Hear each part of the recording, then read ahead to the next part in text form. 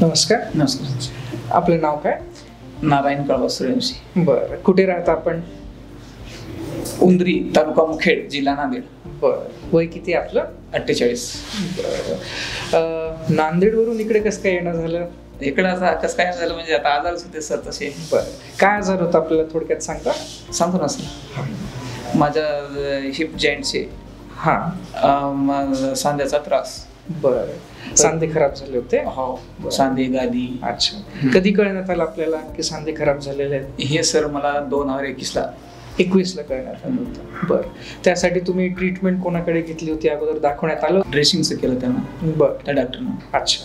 मग ते केल्यानंतर त्यानं 3 ते 4 महिन्यात तुमचं येऊन जाते म्हणजे. बरं. मग नंतर ते काही होऊ शकलं नाही. अच्छा. 2 महिने वाकरून चाललो. बरं. नंतर काठीवर चाललो. अच्छा. मग तरी काही नाही. बरं. मग नंतर आम्ही एक ह्याला चालले होते सर, नाशिकला. अच्छा. नाशिकला जाते वेळेस तसंच आता काठीवर थोडं थोडं चाललो. आयुर्वेदिक लिहिलो मी. बरं. हां, ह्याच्यात हे होते मला भीती सांगली. अच्छा. हे आयुर्वेदिक डॉक्टरवाले मला भीती सांगली म्हणजे कसं हे होऊ शकणार. हां. हे याचा प्रॉब्लेम हे सर्जरी डॉक्टरकडे गेल्या की त्यांनी असं सांगतात. बरं. हे करा ते करा पण हे सक्सेस नाही. अच्छा. आणि तुमचं ह्याच्यावर सक्सेस होते. बरं. ठीक आहे सर म्हणून मी माधवबागला गेलो. बरं. 6 महिने. अच्छा. तिथं म्हणजे 2-3 लाख रुपये गेले. बरं. ते मसाज करणं, हे करणं, ते करणं, असं तसं. बरं. मग ते झाल्यानंतर मुंबईचे आयुर्वेदिक डॉक्टर आहेत. बरं. आमचे पाहुणेच. अच्छा. त्यांच्याकडे 1 वर्षी म्हणजे 9 महिने केलो. बरं. ते मुंबईला राहतात. मुंबईहून इकडे नांदेडला भेट, परभणी, अच्छा. असं त्यांचं दर रविवारी असे 4 रविवार, जालना, अच्छा, असे रविवार त्यांचे पण केलो. त्यांच्याकडे 1-2 लाख रुपये गेले म्हणजे. बरं. असे सगळं करून मग आता मी शेवटी ठरलो होतो समजा आता हे याच्याशिवाय पर्याय नाही म्हणून करून घ्या नाही. बरं. त्यातल्या तर आम्ही चालल्या होत्या नाशिकला. अच्छा. ऑगस्टमध्ये 13 ऑगस्टला. बरं. मग ते जाते वेळेस आम्ही सगळं घरचं परिवार होत्या. ते योगा तुमचा ॲक्सिडेंट झाला. बरं. ॲक्सिडेंटमध्ये मग आता मला निवडत चालता नाही गेला. ते हाय ते बांधवल्या गेले. बरं. मग त्यासाठी लांबूनच न करून ते गेवराईपाशी सुकळी म्हणून आहे. बरं. सुकळी फाट्यावर आमचा ॲक्सिडेंट झाला. अच्छा. तिथून आम्हाला ॲम्ब्युलन्सनं ह्याला आणले नगरला. अच्छा. नगरला ॲडमिट झालो. 8 दिवस होतो तिथं. बरं. तिथं ट्रीटमेंट त्यांना आमची सासूबाईला थोडं मार लागलं होतं इथं. अच्छा. तिथंच मग आता इकडं आल्या. पुन्हा तिथून नांदेडला येऊन मग आता आम्ही डिसिजन घेतल्या आता हे कुठं काय करावं. आता हे तिथं आम्हाला सांगितलं नगरला बरं. तुमचे बॉल बदलावं लागते. अच्छा. MRI केल्यानंतर. हो. मग आता ते दूर पडते आम्हाला आता तिकडं आउटसाईडवरून. मग त्यांनी म्हणले तुमचे जवळ व्यवस्था असेल तर कुठे करून घेऊ शकता. अच्छा. नाही म्हणतात इथं करू म्हणले. याच्याशिवाय पर्याय नाही म्हणले. हे झाल्यानंतर आम्ही आता ठरल्या मी तुमच्याकडे 21ला आलो. 21ला आल्यानंतर मी तुमच्याकडे दाखल्यानंतर तुम्ही मला आपण सगळं समजून सांगितलं. बरं. ह्याच्याशिवाय पर्याय नाही म्हणलं. आम्ही आता काय केलं सगळे तपासण्या करून घेतल्या. मला हार्टचा एक प्रॉब्लेम आहे ना. हो. त्यासाठी तुम्ही हार्टच्या प्रॉब्लेम बद्दल थोडं सांगा. काय ब्लॉकेज काय होते? हो होती ना सर बाजूची नस. तर त्यासाठी काय करण्यात आली होतं?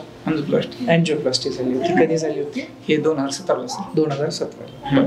ठीक आहे. तुमच्या व्याधीबद्दल थोडंसं बोलूया. त्याचे सांगण्याचा प्रयत्न करत होते. आपल्या हिप जॉईंटमध्ये थोड्या वेळापूर्वी आपण डिस्कस केलं की आपल्या मांडीचं हाड वर येऊन एक बॉल बनवतं आणि आपल्या कमरेच्या हाडामध्ये खड्डा असतो. हिप जॉईंट बनवतात. जेव्हा आपली मूव्हमेंट होते, चालणं फिरणं बसणं उठणं, ही मूव्हमेंट इथेच होत असते. हे बॉल आणि असणारा खड्डा अतिशय स्मूथ असतात, अतिशय मऊसरक असतात. त्यांना कार्टिलेज नावाची एक स्मूथ कोटिंग देवाने दिलेली असते.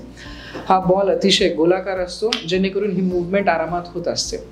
हा बॉल जिवंत हाड असल्यामुळे याला कंटिन्युअस रक्तपुरवठा रक्तवाहिन्यांद्वारे हवा असतो. कधी कधी काही कारणास्तव काही लोकांमध्ये हा रक्तपुरवठा खंडित होतो आणि हा बॉल मरायला लागतो. मरायला लागल्यानंतर त्याचा गोलाकार जो आकार असतो तो हरवतो. बॉल खरबड व्हायला लागतो, रफ व्हायला लागतो. रफ झालेला बॉल त्रास देतो. रफ झालेला बॉल स्मूथ असणाऱ्या मऊ असणाऱ्या खड्ड्याला चालताना फिरताना घासवून एकतर त्रास देतो आणि त्यालाही रफ बनवून टाकतो. दिवसेंदिवस चालणं फिरणं त्रासदायक होऊन जातं. थोडं दूर चालतानाही लंगडावं लागतं. पायऱ्या चढणं उतरणं खाली बसणं शक्य होत नाही. त्याला आपण हिप जॉईंटचा अर्थरायटिस म्हणतो. हा त्यांना दोन्हीही साईडला झाला होता, जेणेकरून चालणं फिरणं अवघड झालं होतं.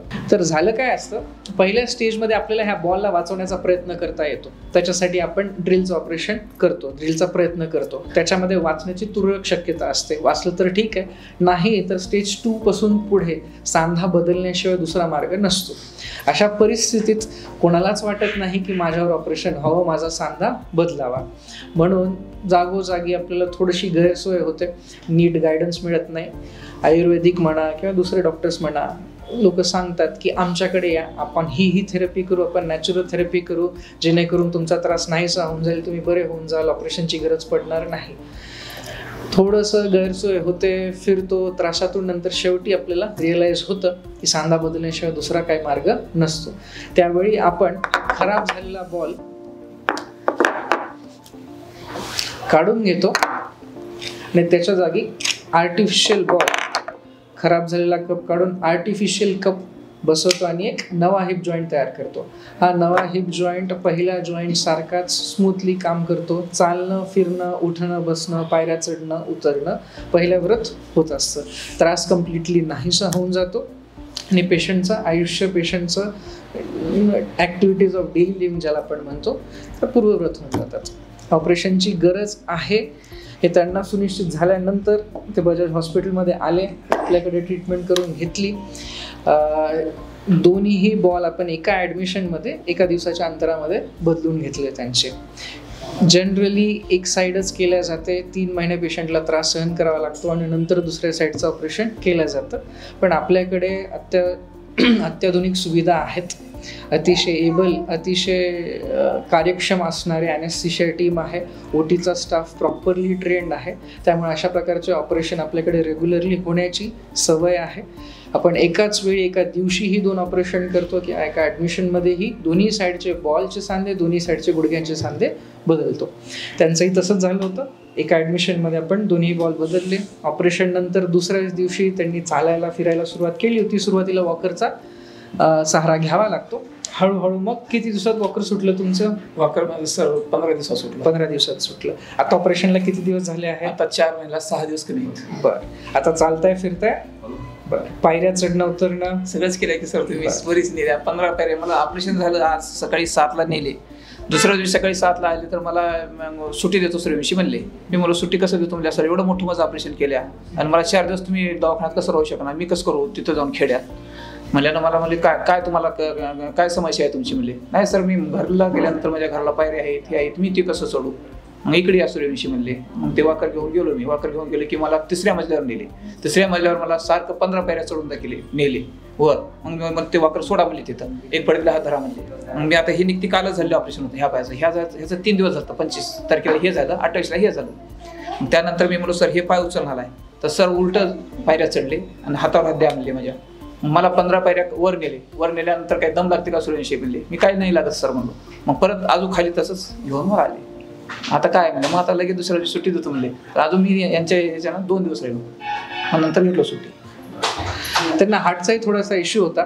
त्यांच्या हार्टच्या 3 मुख्य वेसल्सपैकी एक वेसल ब्लॉक झालेली होती. त्याच्यासाठी त्यांची अँजिओप्लास्टी करण्यात आली होती. असं झालेलं असताना पेशंटला आणखी धास्ती भरते की माझं हार्ट नीट नाही आहे, मग ऑपरेशन करताना रिस्की किती असेल.